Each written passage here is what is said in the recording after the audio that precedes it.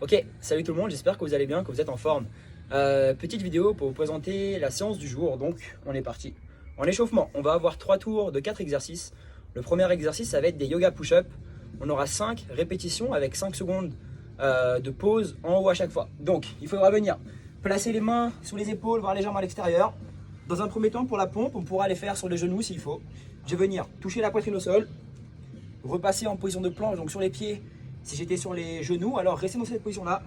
Et ici, je vais venir réengager la tête entre les épaules. Monter le bassin le plus possible.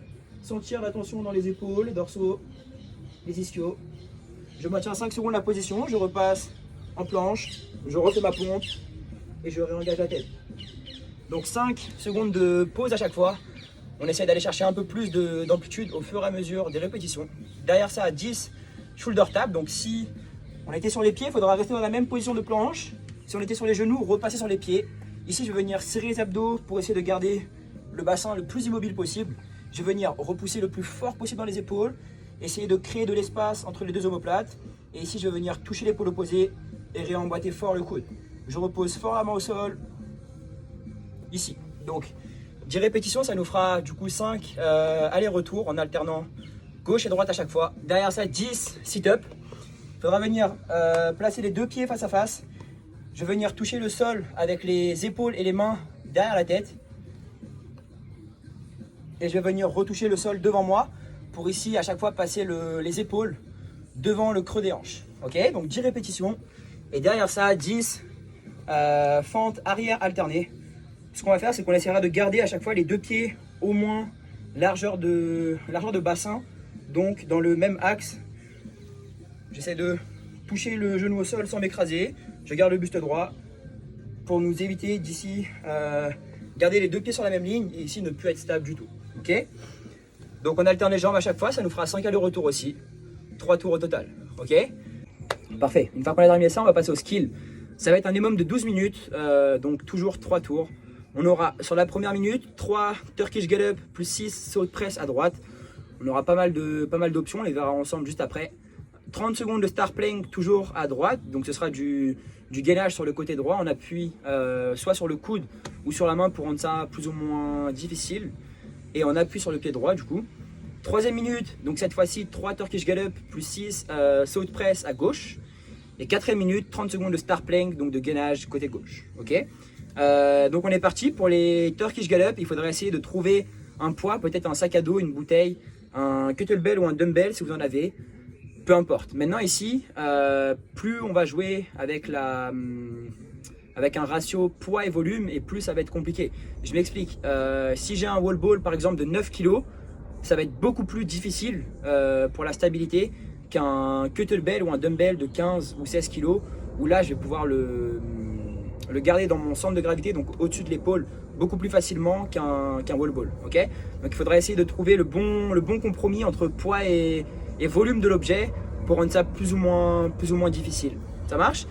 Pour les Turkish Get-Up, s'il y a des questions sur le mouvement, si vous en faites pas souvent ou que c'est la première fois, n'hésitez pas à envoyer des vidéos ou des questions dans les commentaires et on vous répondra pour vous dire ce qui va pas, ce qu'il faut améliorer ou si tout est bon, ce que j'espère. Ça marche?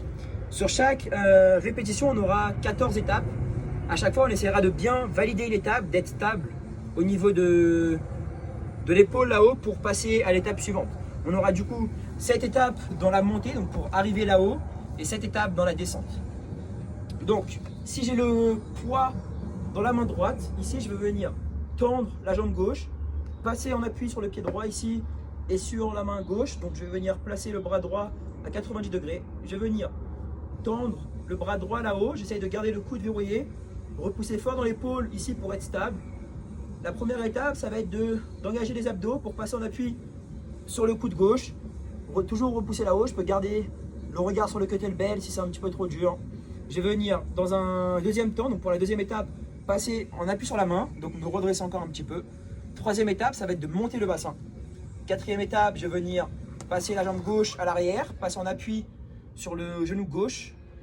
Cinquième étape, je vais venir pousser fort dans la main gauche, donc pour me redresser. Sixième étape, je vais venir pivoter sur le genou gauche et envoyer le pied gauche du coup à l'arrière, donc hop, juste là. pour être en position de fente ici. Et 7e étape, ça va être une fente. Je vais venir me redresser ici. Ok? Sur la phase de retour, ça va être exactement l'inverse. C'est les mêmes étapes, mais dans le sens inverse. Donc, première étape, je vais venir poser le genou gauche au sol en position de fente. Deuxième étape, je vais venir le pivoter. Donc, cette fois-ci, vers l'intérieur. Troisième étape, je vais venir poser la main au sol. Quatrième étape, je vais renvoyer la jambe gauche tendue vers l'avant. Cinquième étape, reposer le bassin au sol. Sixième étape, reposer le coude au sol. Et septième étape, j'essaie de bien contrôler la descente pour reposer l'épaule droite hop, au sol et me rallonger. Une fois que je suis ici, je repars, hop, je me redresse et ainsi de suite. Donc 3 répétitions. Une fois qu'on a fait ça, on aura 6 sauts de presse. Pour les sauts de presse, on n'est pas très à l'aise, surtout niveau mobilité. On pourra descendre progressivement. Mais ça va être des développés en position de squat, ou du moins le plus en position de squat si possible. Donc, si on n'est pas très à l'aise, on pourra descendre progressivement. Peut-être commencer en quart de squat. Si je suis bien, que j'arrive à garder le buste droit sans défixer le dos et bien retendre le bras là-haut et pas vers l'avant, je vais pouvoir descendre un petit peu, donc peut-être à 90. Si je suis encore bien ici, descendre peut-être en position de squat, voir le plus bas possible et réengager ici. Donc 6 répétitions. Et une fois que j'ai fait les 6, je récupère jusqu'à la fin de la minute. Deuxième minute, 30 secondes de star plank à droite. Donc la première option, l'option la plus facile, ça va être de le faire les 2 pieds au sol sur le pied droit et le coude sur le coude droit au sol.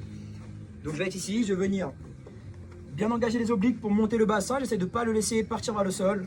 Je tends le bras à gauche là-haut, ici. Donc 30 secondes.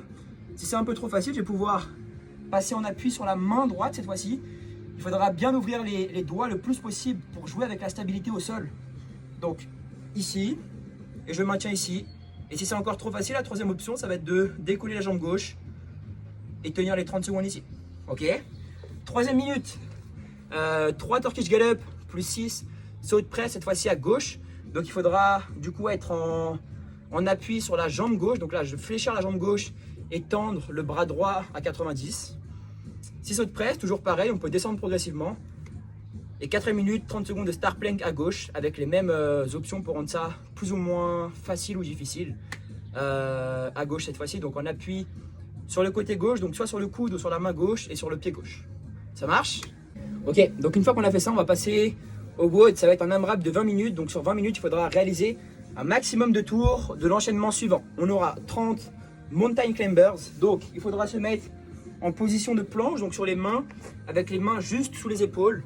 Et ici, il faudra ramener à chaque fois un genou vers la poitrine après l'autre, en gardant à chaque fois un seul pied au sol, ici. Ok, on alterne les jambes à chaque fois, et on essaie de garder les bras tendus, donc de repousser le plus fort possible dans les épaules. Une fois qu'on a fait les 30 répétitions, on aura 20 step-up. Donc il faudra cette fois-ci trouver un objet, une surface assez solide et assez stable, à peu près à hauteur de genoux, voire mi-cuisse. Et il faudra monter sur cette surface en alternant les jambes à chaque fois. Je termine bien l'extension, je me grandis et je change de jambe à chaque fois. Donc ça nous fera 10 allers-retours en alternant gauche et droite à chaque fois. Et une fois qu'on a fait ça, on aura 10 dips, toujours sur la même surface. Il faudra cette fois-ci placer les 2 mains sur la surface, les 2 jambes tendues au sol, le bassin dans le vide. Et ici, je vais venir descendre le bassin, pousser les coudes vers l'arrière et repousser. Encore ici. Ok, donc un maximum de tours sur 20 minutes. Essayez de prendre un rythme qui vous permette de ne pas vous arrêter, de rester toujours en mouvement. Donc ne pas partir trop vite. Peut-être ralentir la fréquence sur les exos, mais toujours rester en mouvement, même dans les transitions. Ça marche? Donc s'il y a des questions, surtout sur le skill qui peut paraître un petit peu compliqué, n'hésitez pas à envoyer des commentaires, des vidéos, ce que vous voulez. Bon courage à tous, bonne séance et salut!